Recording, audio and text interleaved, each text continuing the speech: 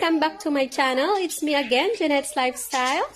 For my today's vlog, I just wanted to share to you a quick video of desk, unboxing of my firstborn's desk, So, because we're planning to buy her a computer. It's on the way already. With the desktop, and she needs more space, and she just chose this desk because she likes it. I don't know. It's her decision. There you go. It looks like this, yes. So, if She you didn't are want a traditional one as a standard one, just something like that. So why not? Actually, it's her birthday gift, So together with the computer bundle. And I'm saving for the gaming PC. Yes. With very fast graphic card, GPU. So I will just use it sometimes from time to time. Thanks for tuning in, and hope you enjoy watching this.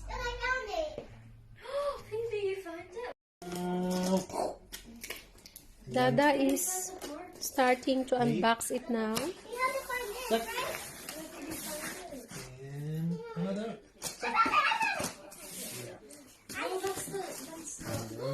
We just bought it today, which is a Valentine's Day, so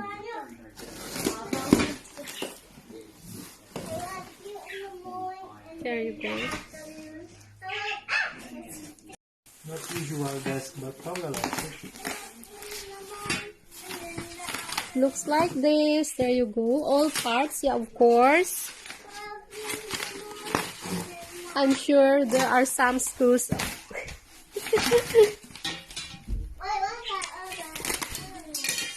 These are the screws, probably. Yes, Dada.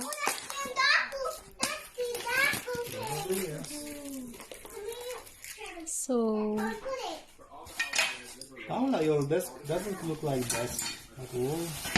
there you go. All frames. Okay, there is some part. I'm pretty sure there is an instructions on how to install it. Okay, here is the main board. These are the It's not bad. She wants it like parts. These are the shelves. Yes. And that's the main board with the There you go. desk, That's the main desk parts. Okay, let's And build the it shelves. together. Let's Yes. assemble it now. Okay, this is already the first part, Dada installed already. First part. And now we are on the step 2. This is already done, And the shelves. B. Screw. 3B. Here, Dada. Screw. Shelves.